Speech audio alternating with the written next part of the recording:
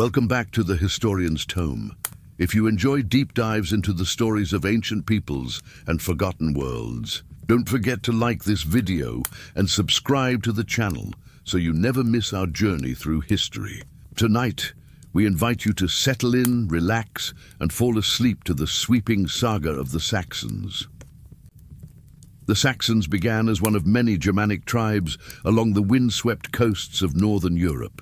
Over time, they carved out a place in the history of Britain and the continent, leaving behind a legacy that still shapes language, culture, and identity today. Their story is one of migrations and kingdoms, of fierce battles and fragile peace, of pagan rites blending with the new faith of Christianity, and of a world transformed by the arrival of the Vikings and the Normans.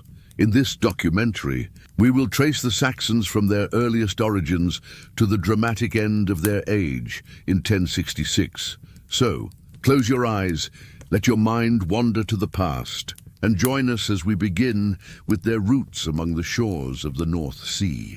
The Saxons began their story along the windswept coasts of the North Sea, in the lowlands of what is now northern Germany, parts of the Netherlands, and southern Denmark. These lands were shaped by salt marshes, tidal rivers, and thick forests, a landscape that forged resilient people. Life there was harsh and unpredictable. Winters were long and bitter. Storms from the sea threatened settlements, and the soil often yielded only modest harvests. Yet the Saxons thrived, carving out their existence through resourcefulness, determination, and a fierce sense of independence. The Saxons were not a single, centralized nation, but rather a collection of tribes bound together by language, custom, and kinship. Like many Germanic peoples, their identity was fluid, more of a cultural and linguistic community than a strictly defined political one. Each tribe had its own chieftains, assemblies, and traditions, yet they shared a common worldview. This world was shaped by the sea and the land, by war and survival, by the rhythms of farming and the rituals of their gods. Agriculture lay at the heart of Saxon life. Families lived in timber halls, surrounded by small fields of barley, wheat, and rye. Cattle, pigs, and sheep grazed in the clearings cut into forests, providing meat, hides, and milk. The Saxons knew the value of self-sufficiency, for in their world there were no great empires to provide safety or trade networks. Each community worked to provide for its own needs, and success or failure depended on the cooperation of kin and neighbors.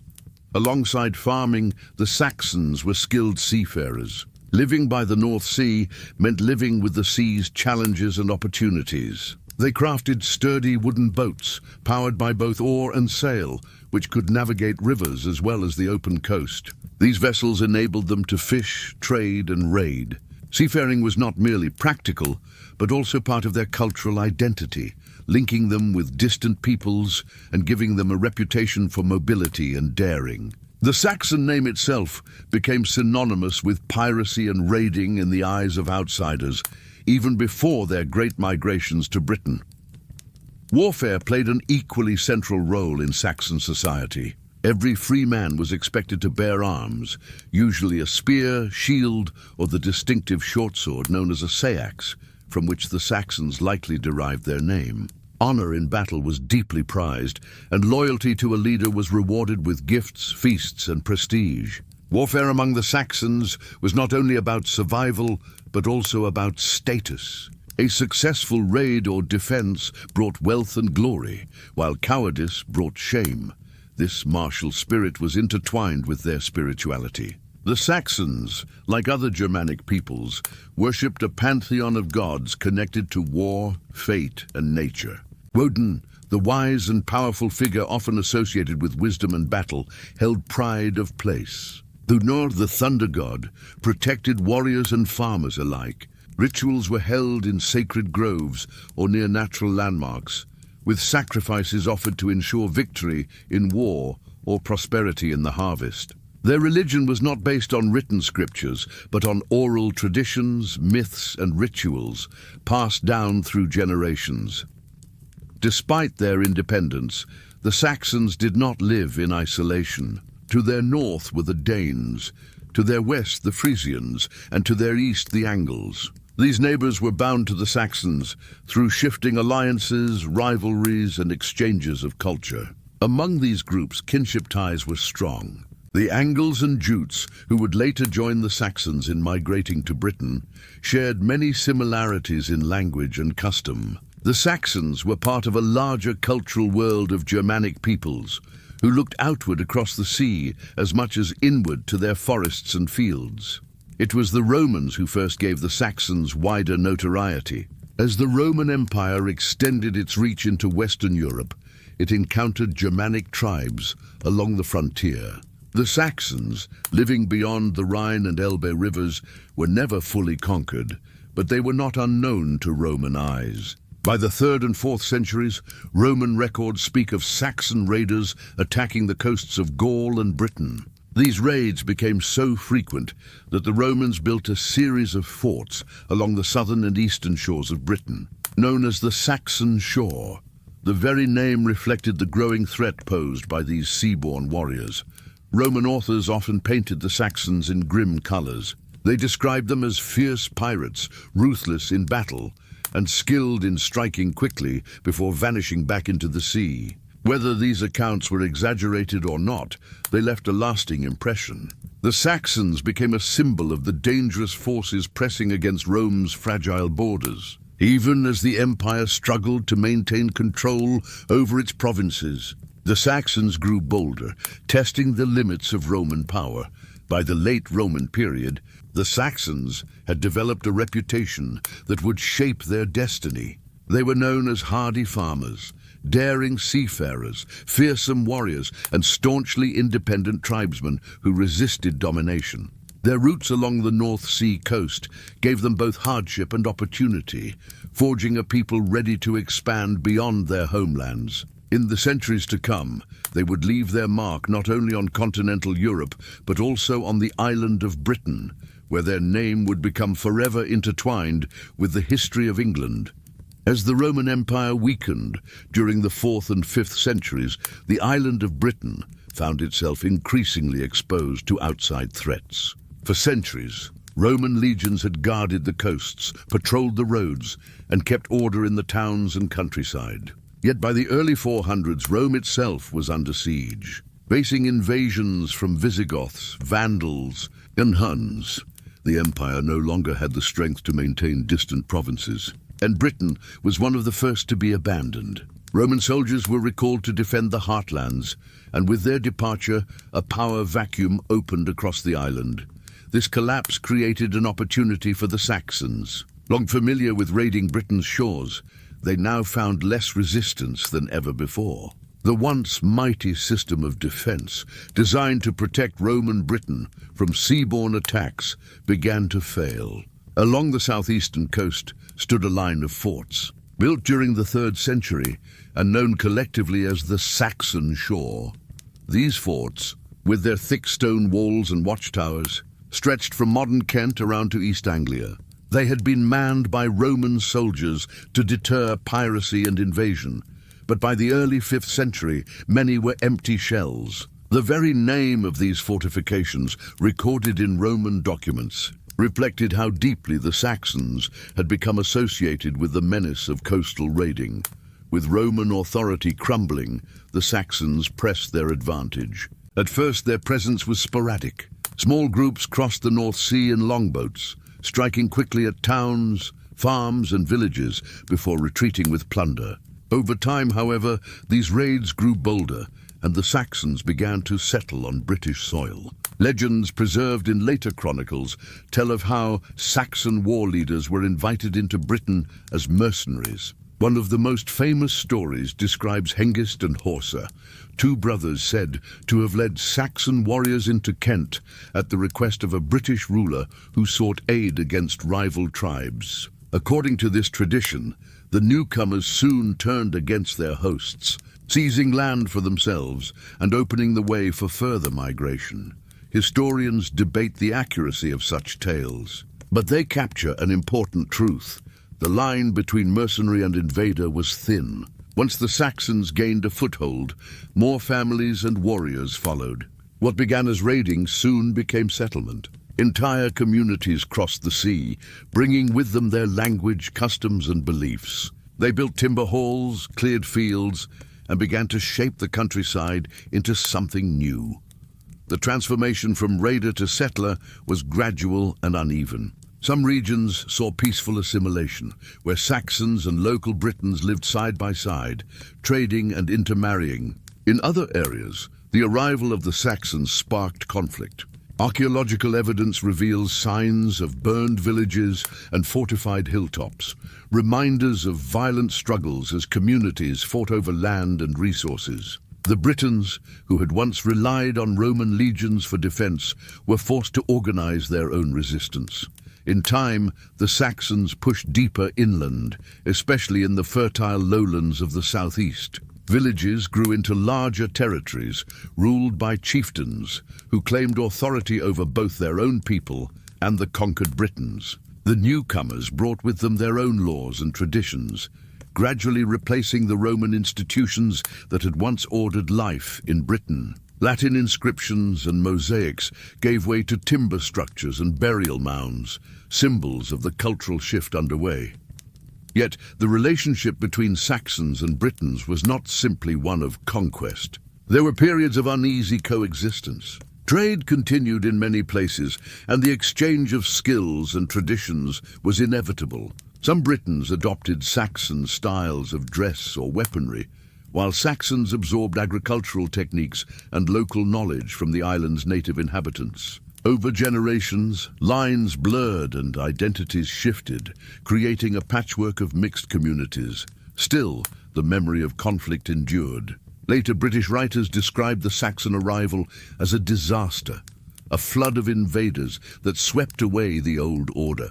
The monk Gildas, writing in the 6th century, condemned the Saxons as ruthless destroyers who left towns in ruins and fields desolate. His account reflects the bitterness of a people who had seen their world overturned, but it also reveals how profoundly the Saxon migrations reshaped the island.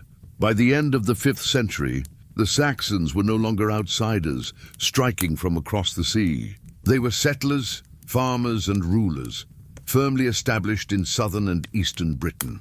What had begun as piracy and opportunistic raids during the collapse of Roman authority had grown into a permanent transformation. The Saxons, alongside their cousins the Angles and Jutes, were laying the foundations of a new society. Out of the ruins of Roman Britain, the early Anglo-Saxon world was beginning to emerge, a world that would define the future of England for centuries to come.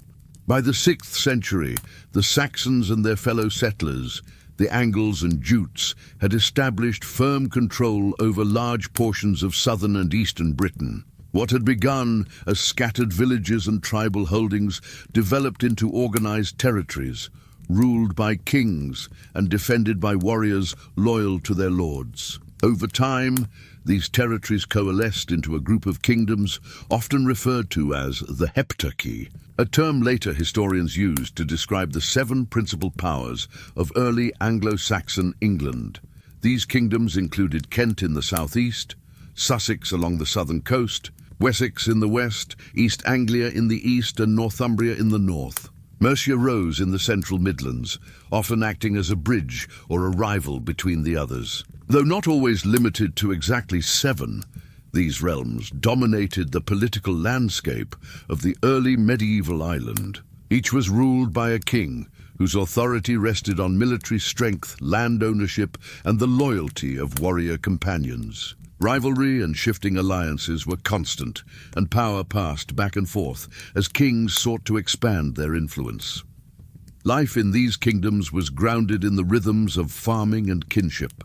Most people lived in small rural communities, clustered around timber halls or villages. Fields were tilled with simple wooden plows, and crops of wheat, barley, and oats sustained the population. Herds of cattle and sheep grazed in the meadows, while pigs foraged in the forests. Work was shared among extended families, and survival depended on cooperation as much as individual effort. The social structure was sharply defined. At the top, stood the king and his household, followed by nobles who held land in return for military service. Below them were free peasants who owned small plots or worked the land independently. At the bottom of the hierarchy were slaves, captured in war or born into servitude, who labored in the fields or households of their masters. Law and custom reinforced this hierarchy, and disputes were often settled through assemblies where freemen gathered to decide on punishments, compensations, or matters of justice. Early Anglo-Saxon law codes provide a window into this world. Written in Old English, they recorded the payments due for injuries, theft, or property disputes, known as vergild. Each person had a value in these laws, measured by social rank. Compensation might be required for the loss of a slave, the injury of a freeman, or the killing of a nobleman, and the higher the rank, the greater the payment. These laws reveal a society where honor, obligation, and kinship ties bound communities together, and where justice was measured not only in punishment, but also in restoring balance between families and clans. Religion continued to play a vital role in Anglo-Saxon life. The gods of their ancestors still received worship, and sacred groves, rivers, and hills were believed to hold spiritual power. Woden, the wise and warlike deity, remained central to kingship and leadership. Lunur, associated with thunder and storms, was invoked for protection and strength, while Tiu, linked to war and justice, was honored for courage in battle. Rituals might involve offerings of animals, feasting, or gatherings at sacred sites where the divine presence was believed to dwell. The natural world was seen as alive with spirits, and seasonal festivals marked the cycles of planting and harvest.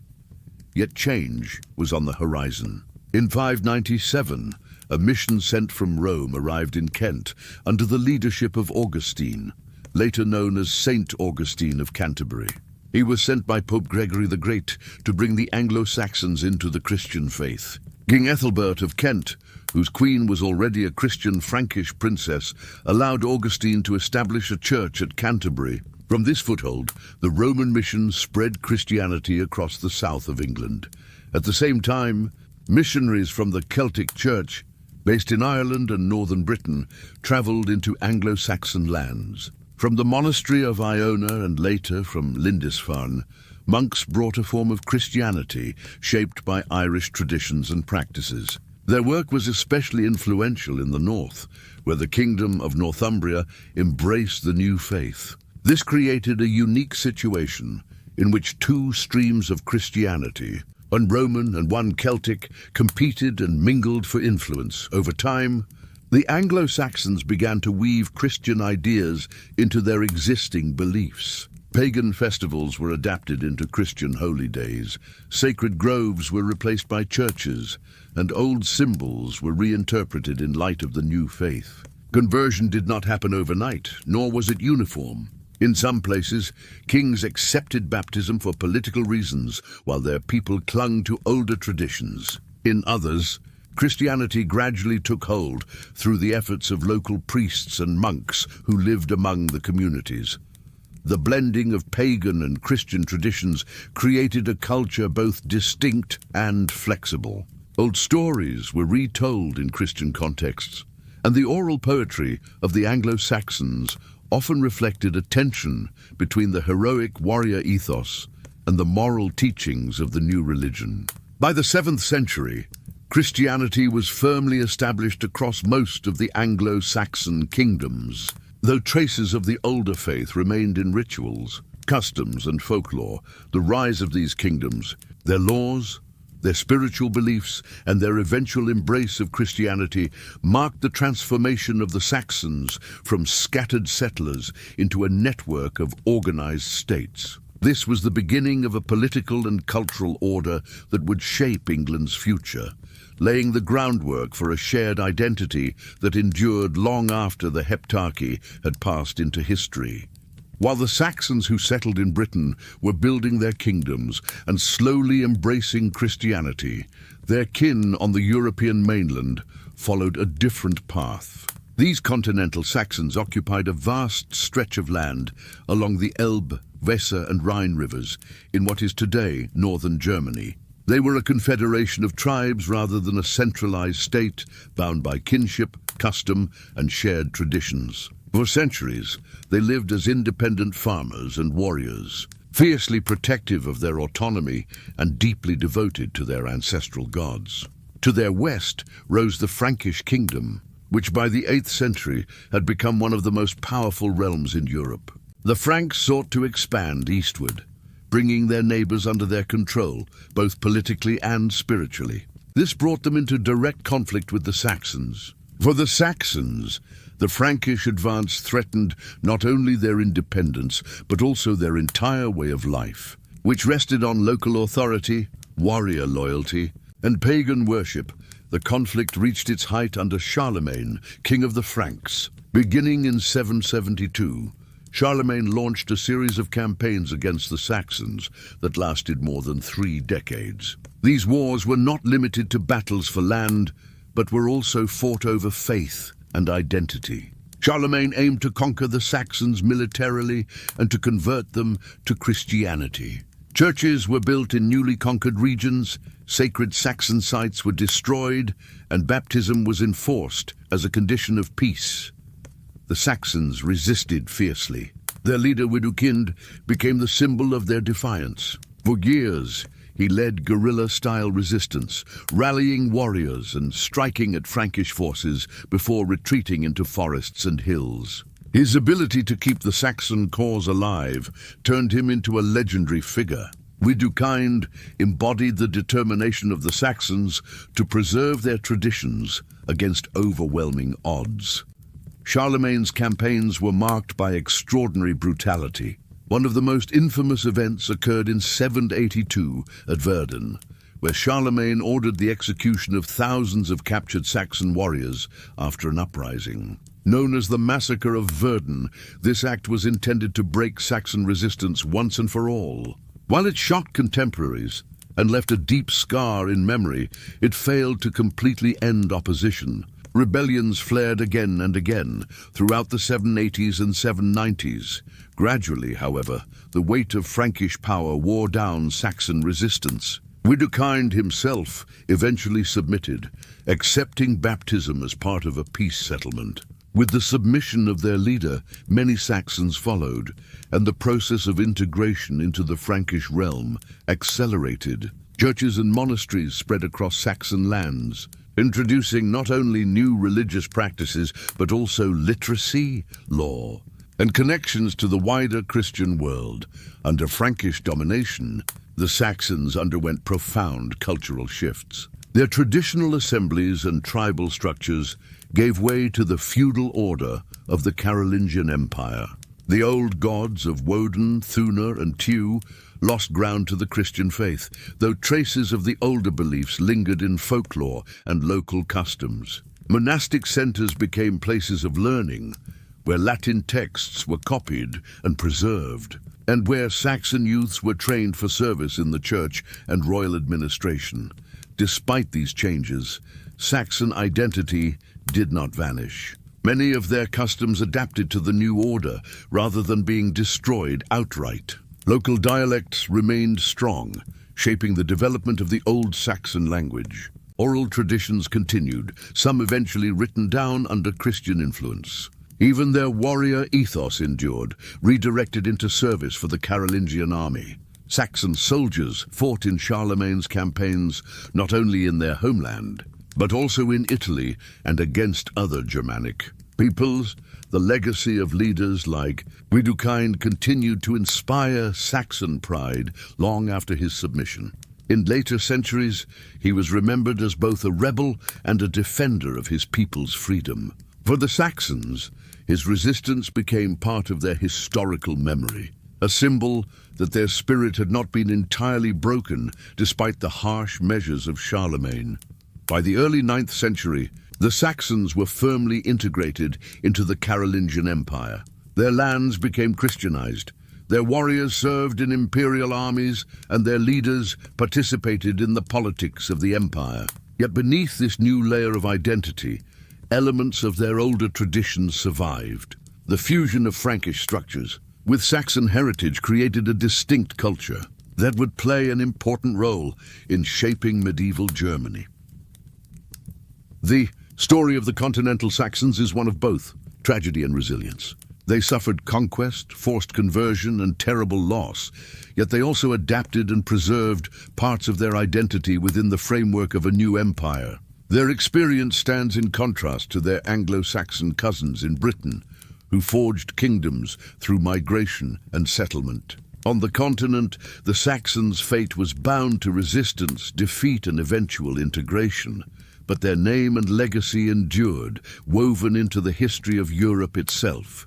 In the year 793, a storm broke upon the Anglo-Saxon world that would change its course for centuries. On the coast of Northumbria, the monastery of Lindisfarne stood as a center of learning and prayer, its monks devoted to worship and scholarship. That summer, Viking raiders arrived from across the North Sea.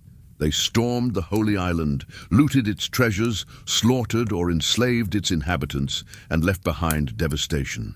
The attack shocked the Anglo-Saxon kingdoms. Chroniclers described it as a sign of divine punishment, for it was not only a brutal assault, but also a symbolic wound upon one of Christianity's most sacred outposts. This was not an isolated incident. The raid on Lindisfarne marked the beginning of a new era, the Viking Age, when waves of seaborne warriors from Norway and Denmark repeatedly struck the coasts of Britain. Monasteries, towns, and villages were plundered with terrifying speed. The Vikings arrived in longships that could sail across the sea and navigate shallow rivers, giving them access deep into the countryside. What began as seasonal raids soon turned into more permanent campaigns of conquest and settlement.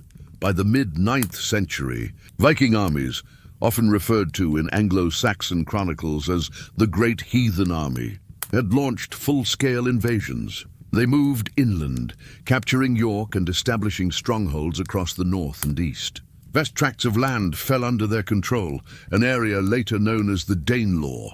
In these regions, Viking law and custom prevailed, blending with local traditions. The Anglo-Saxon kingdoms found themselves fighting not only to defend their borders, but also for their very survival. It was during this period of crisis that one of England's greatest rulers emerged. Alfred of Wessex, remembered as Alfred the Great. When he came to power in the late 9th century, much of England lay under Viking rule, and his kingdom of Wessex stood as one of the last bastions of resistance. Alfred proved to be a leader of remarkable vision and resilience. Alfred reorganized his armies, ensuring that troops could be rotated between military service and farming, so that both defense and food supply were maintained. He ordered the construction of fortified towns, known as burhs, strategically placed across Wessex. These strongholds provided refuge for the population and served as bases from which to resist Viking advances. The network of burhs created a system of defense that frustrated Viking mobility and gave Wessex a crucial advantage. Beyond military strategy, Alfred also promoted learning and law. He believed that wisdom and justice were as important as arms in securing the future of his people. He encouraged the translation of Latin texts into Old English so that more of his subjects could read them. He issued laws that drew on both Christian principles and older traditions, creating a foundation for governance that strengthened the cohesion of his kingdom. Alfred's combination of military innovation and cultural renewal allowed Wessex not only to survive, but to emerge as the leading Anglo-Saxon power. In the aftermath of Alfred's reign, the Viking threat did not disappear, but the balance of power shifted. Successors to Alfred, including his son Edward the Elder and his grandson Athelstan, expanded Wessex's influence. They reconquered lands from the Danelaw, subdued rival kingdoms, and built upon Alfred's defensive system. Athelstan, in particular, achieved what no earlier ruler had managed. By the early 10th century, he established dominance over Northumbria, Mercia, and other territories, earning recognition as the first king to rule a united England. Yet the Viking presence left a lasting imprint. Norse settlers did not vanish with their defeat. They intermarried with Anglo-Saxons, adopted the Christian faith, and contributed to the cultural fabric of England. Place names in Yorkshire, Lincolnshire, and East Anglia still carry the marks of Norse language. Words of Old Norse origin enriched Old English, leaving a linguistic legacy that endures in modern English today. In law, custom, and everyday life, the blending of Norse and Anglo-Saxon traditions created a unique society that bore the scars of conflict but also the fruits of exchange. The Viking Age was thus both a time of destruction and renewal. The raids brought terror, and the invasions threatened the existence of Anglo-Saxon kingdoms. Yet from these trials arose a stronger and more unified England, forged by leaders like Alfred and Athelstan and shaped by the blending of two cultures. By the mid-10th century, what had once been a patchwork of rival realms was becoming a single kingdom, prepared to face the challenges of the centuries to come. By the 10th and early 11th centuries, Anglo-Saxon England had reached the height of its power. Under the rule of the House of Wessex, the kingdom had grown from a patchwork of rival realms into one of the strongest states in northern Europe. Kings such as Edgar the Peaceful oversaw a period of relative stability, during which royal authority extended across the land. England was organized into shires and hundreds, with local officials known as reeves enforcing law and collecting taxes. The network of fortified towns, first envisioned under Alfred the Great, provided both security and economic centers, ensuring that trade flourished from London to York. Society in this period reflected both continuity and growth. At the top stood the king, supported by powerful earls who governed regions on his behalf. Beneath them were the thegns, a class of land-holding warriors who provided military service and administration. The majority of the population were ceorls, free peasants who farmed their own land or that of their lords, while a smaller portion lived in servitude as slaves. This hierarchy was bound together by oaths of loyalty and by the law codes that preserved order. It was also a time of cultural flowering. Anglo-Saxon art reached new heights in metalwork, stone carving, and illuminated manuscripts. Intricate brooches, decorated crosses, and finely crafted swords displayed both skill and symbolism. In literature, the Old English language produced works of enduring significance. The epic poem Beowulf, though rooted in older traditions, was written down in this period, offering a window into the heroic values of the past. Monastic scholars compiled chronicles that recorded the events of each year, blending local observation with a growing sense of national identity. These texts remain some of the most valuable sources for understanding early medieval England, yet peace was never permanent. At the dawn of the 11th century, new waves of Viking pressure tested the resilience of Anglo-Saxon rule. In 1013, Sweyn Forkbeard of Denmark launched an invasion that overwhelmed much of the kingdom. His conquest was short-lived, for he died soon after being recognized as king. But the struggle continued under his son, Cnut. Unlike earlier Viking raiders, Cnut established himself firmly as ruler of England, creating a North Sea empire that linked Denmark, Norway, and England under his crown. Cnut proved to be an effective monarch, respected even by the Anglo-Saxon nobility. He maintained law and order, patronized the church, and married Emma of Normandy, linking England with continental powers. Though his reign brought stability, it was built on foreign rule, and his successors were less capable. When Cnut's sons died without strong heirs, the line of the House of Wessex was restored with Edward, later known as Edward the Confessor. Edward's reign was marked by fragile stability. Pious and deeply connected to the church, he invested in religious foundations such as Westminster Abbey, which he rebuilt on a grand scale. Yet his lack of a direct heir left the kingdom vulnerable. Powerful earls, such as Godwin of Wessex and his sons, wielded immense influence, often overshadowing the king. Ties with Normandy also deepened during Edward's reign, for he had spent years in exile there and relied on Norman support. This connection would have fateful consequences after his death. In 1066, Edward the Confessor died without a child to succeed him.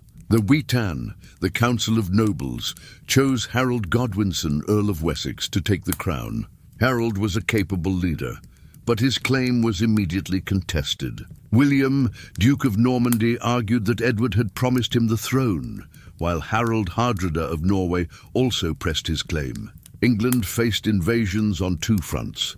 Harold defeated Hardrada at the Battle of Stamford Bridge in September 1066, ending the Norwegian threat. Yet only weeks later, he was forced to march south to confront William, who had landed on the Sussex coast. On October 14th, the two armies clashed at the Battle of Hastings.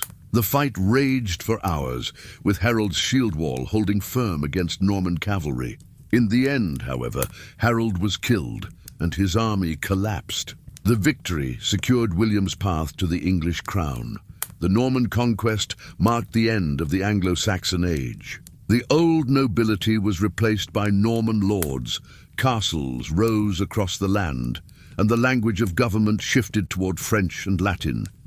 Yet the Saxon legacy did not vanish. The English language retained its Old English core, enriched but not erased by Norman influence. Many customs of law and governance, including the local shire system, continued to shape administration. The memory of kings like Alfred, Edgar, and Edward remained alive in chronicles and in legend, symbols of a distinct English identity. Thus, the Anglo-Saxon story closed with both loss and endurance. The people who had begun as raiders and settlers on Britain's shores had built kingdoms, defended their land, embraced Christianity, and created a culture of lasting influence. Though their rule ended in 1066, their imprint remained at the heart of England, woven into its language, traditions, and sense of self.